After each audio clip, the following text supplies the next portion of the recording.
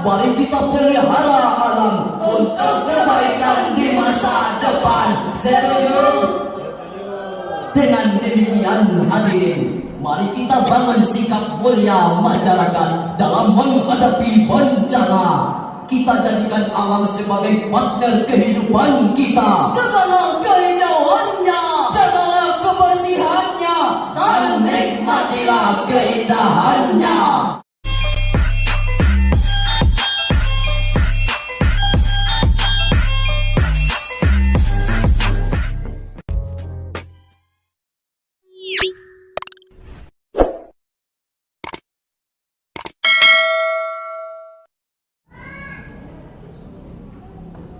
Assalamualaikum warahmatullahi wabarakatuh.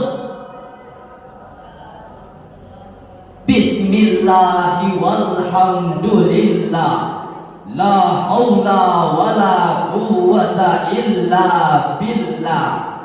Ashhadu an la ilaha illallah wahdahu la syarikalah, wa ashhadu anna Muhammadan abduhu wa rasuluh, la nabiyya ba'da, amma ba'd.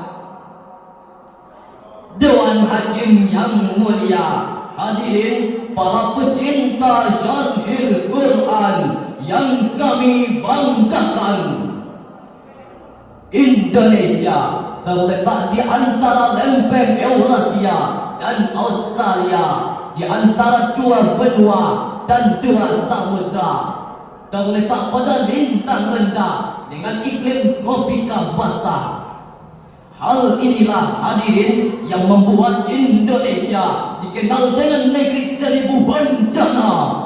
Bahkan sejak tahun 2005 UNESCO telah menempatkan Indonesia pada urutan ke-7 negara paling rawan bencana di dunia.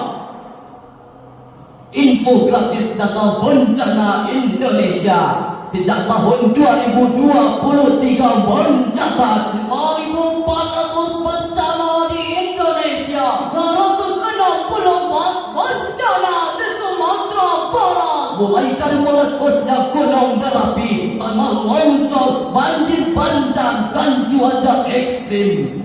Bahkan sejak 3 Desember 2023, tanah datar dilanda bencana.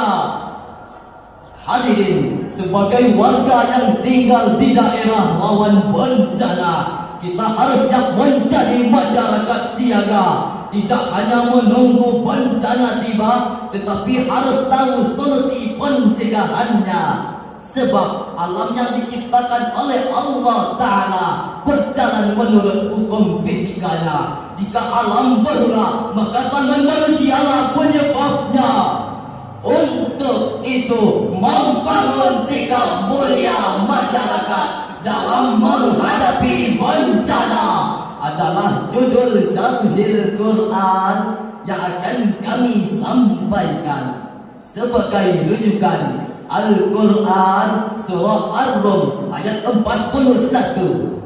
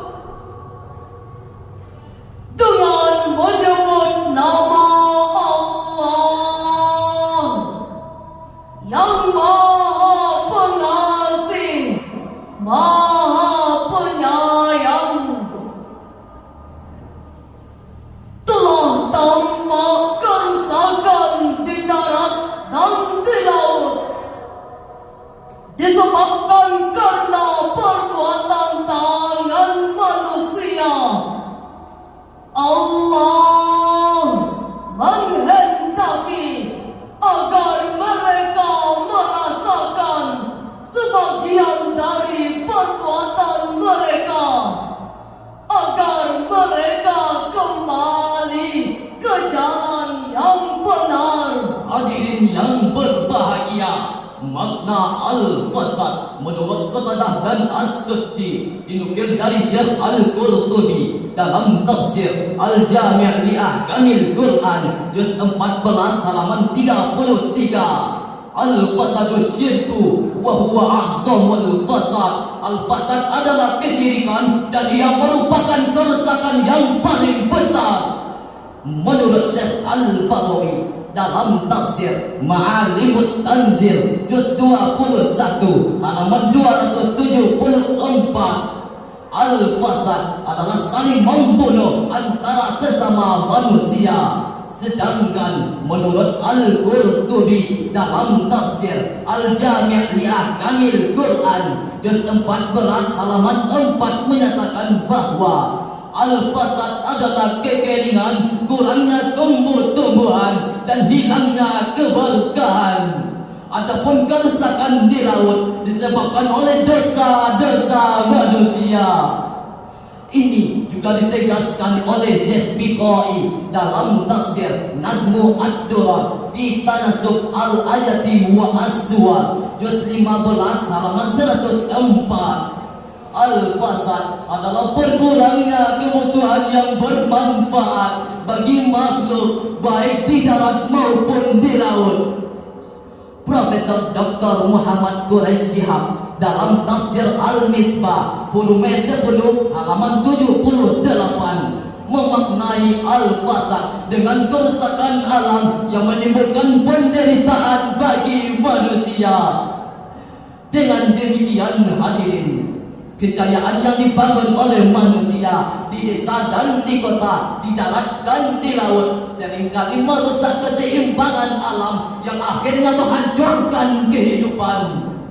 Ini juga ditegaskan oleh Buya Hamka dalam tafsir Al-Azhar juz 21 halaman 94.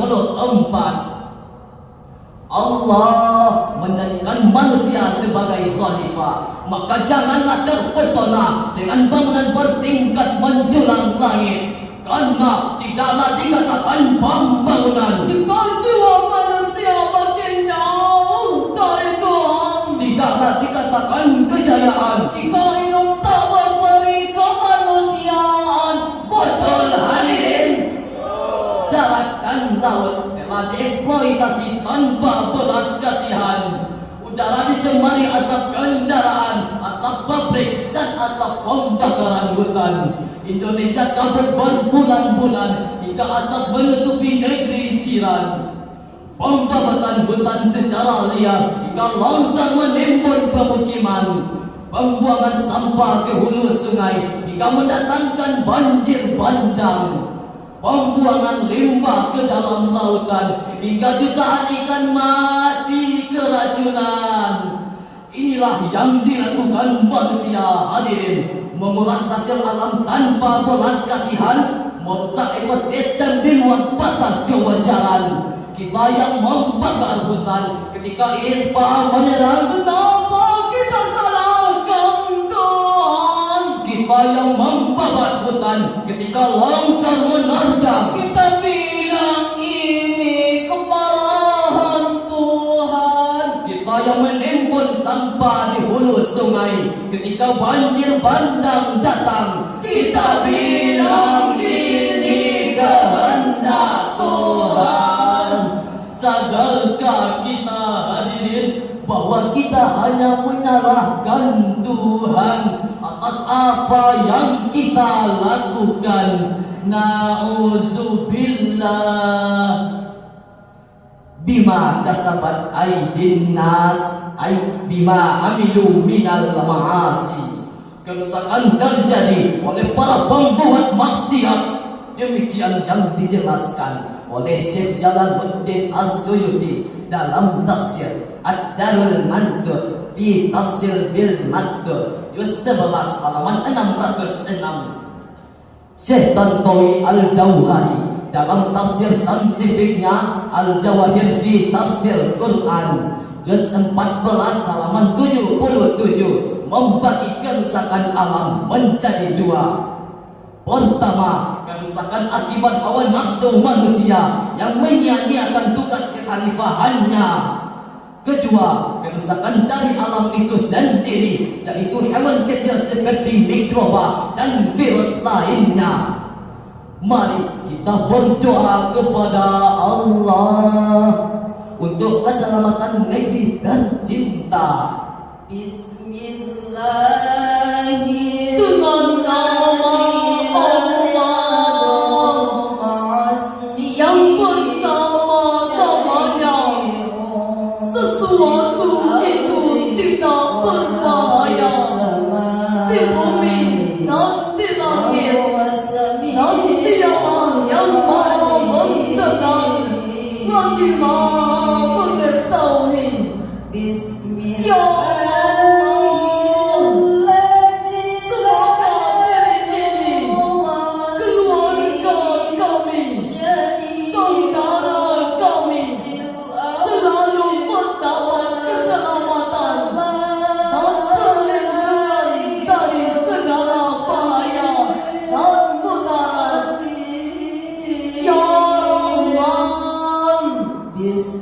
berikanlah kesabaran kepada saudara kami yang sedang mendapat bencana, agar diberikan kekuatan serta selalu dalam lindungan Allah. Amin, amin ya rabbal alamin. Oleh karena itu, apa yang harus kita lakukan untuk menjaga kelestarian alam? Sebagai jawabannya, mari kita simak firman Allah dalam Quran surah Al-A'raf ayat 56. Wala tufsidu fil ardi ba'da islahiha.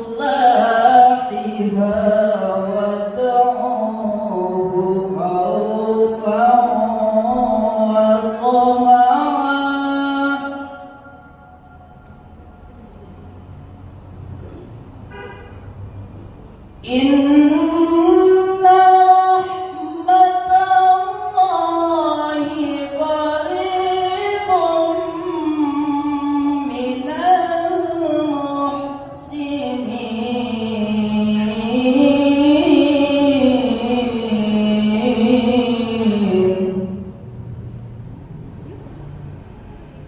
Inna rahmatallahi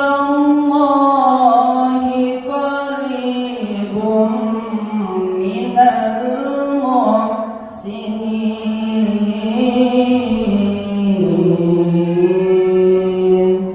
Sadaqallahul alim. Dan janganlah kamu membuat kerusakan di muka bumi sesudah Allah memperbaikinya, dan berdoalah kepadanya dengan rasa takut dan harap. Sesungguhnya rahmat Allah amat dekat kepada orang-orang yang berbuat baik. Maha benar Allah dengan segala firman-Nya.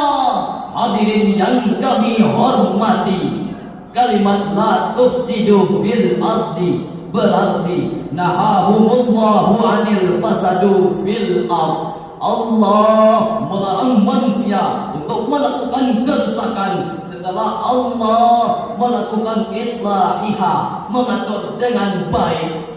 Menurut Syekh Muhammad Thahir bin Asyur dalam tafsir At-Tahrir wa At-Tanwir juz 8 halaman 175 memaknai islahiha menjadi dua, yaitu ijadus syai'i salihah, menjaga sesuatu agar tetap baik. Wa ja'lud darri salihan bitahdib, memperbaiki yang sudah rusak. Dengan demikian hadirin, tugas kita sebagai manusia adalah menjaga keseimbangan alam, melakukan perbaikan dan menjaga kelestarian. Tidak waktunya lagi kita mencemari lingkungan, tidak saatnya lagi kita merusak alam. Mari kita saling mengingatkan, mari kita bergandeng tangan, mari kita pelihara alam untuk kebaikan di masa depan. Setuju? Dengan demikian hadirin, mari kita bangun sikap mulia masyarakat dalam menghadapi bencana. Kita jadikan alam sebagai partner kehidupan kita. Jagalah kehijauannya, jagalah kebersihannya, dan nikmatilah keindahannya. Sebagai kesimpulan, pertama, kondisi geografis, geologis dan demografis Indonesia menyebabkan negeri ini dikenal dengan laboratorium bencana. Namun faktor penyebabnya bukan alam semata, tetapi juga ulah keserakahan manusia. Kedua, kita selalu dituntut untuk siaga, menyelamatkan nyawa kita dan keluarga. Mari kita jadikan alam sebagai sahabat, akan membawa banyak manfaat dan terhindar dari mudarat. Ketiga, pemerintah harus bersikap tegas terhadap oknum perusak alam tanpa diskriminasi, dan wajib kepada seluruh rakyat Indonesia. Mari kita cintai bumi Indonesia. Mari lestarikan alam kita demi masa depan Indonesia. Demikian syarahan kami. Terima kasih. Sampai jumpa. Wassalamualaikum warahmatullahi wabarakatuh.